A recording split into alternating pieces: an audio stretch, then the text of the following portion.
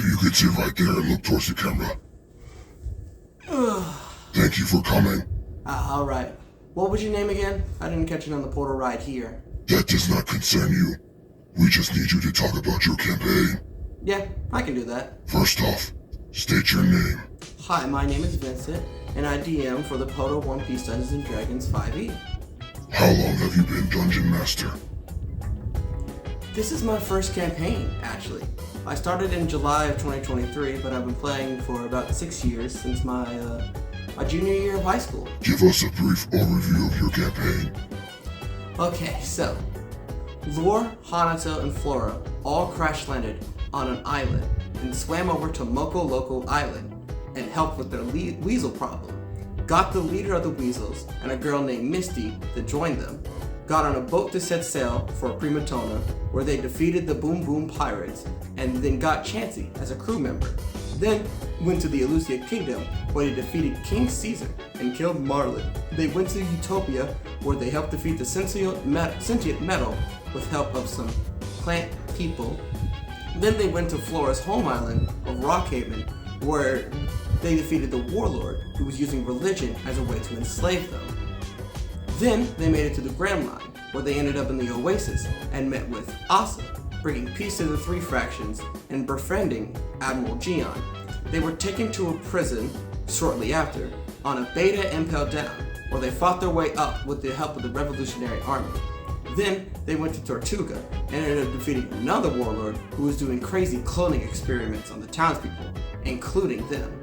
Then they went to space and found the home alien planet of Skypiea, where evil Hanato from another dimension ruled over them in fear.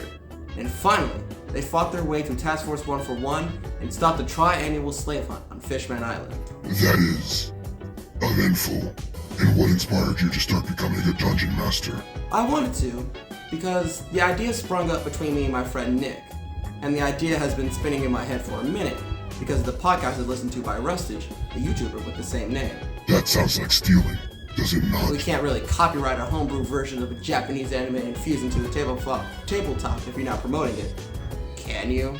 Very well. What inspired the creation of your islands? So, unlike with Rustage, with all of my islands, they have their own contained story.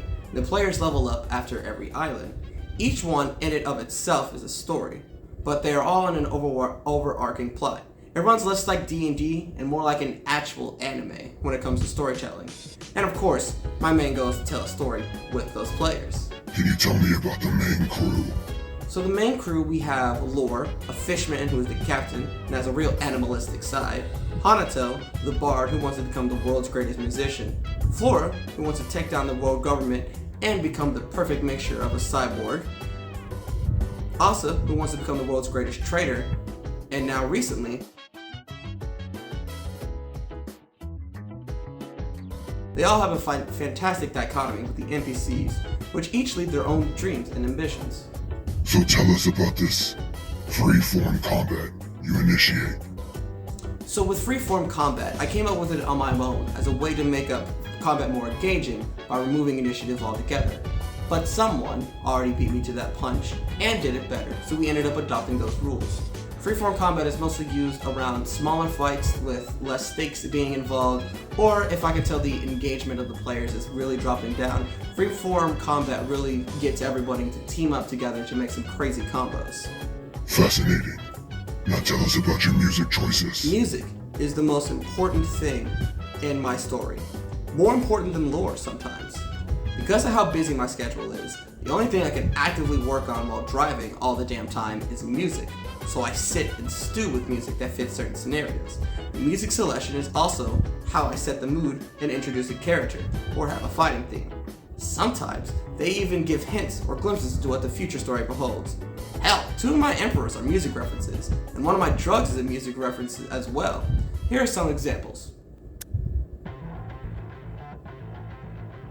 This song was used as a premonition of what was happening on the island of Rockhaven, and how Druida's family was hanged.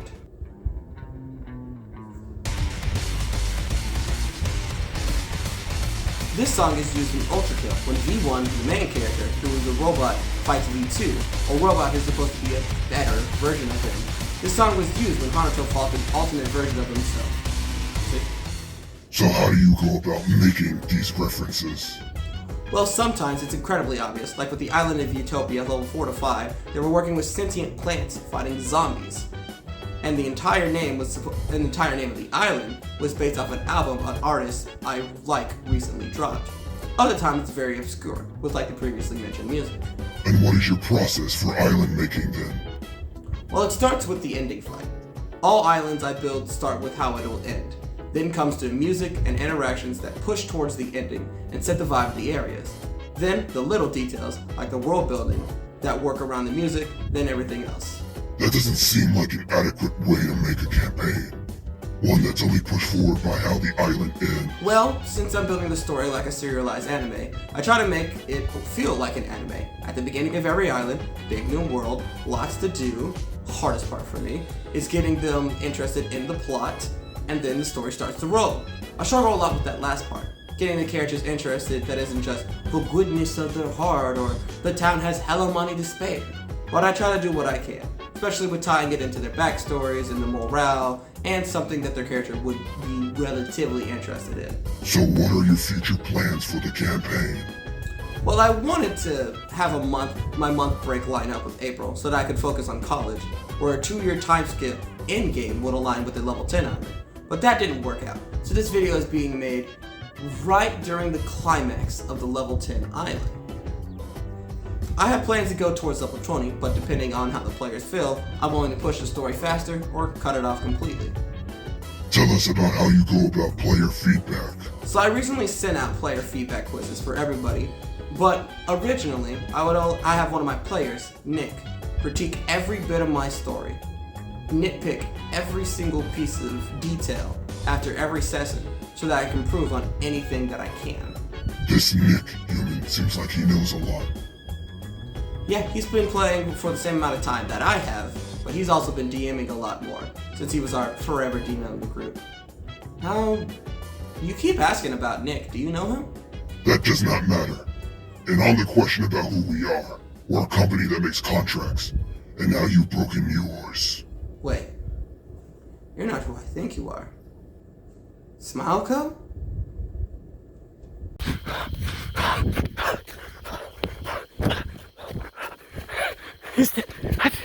I think they're still after me.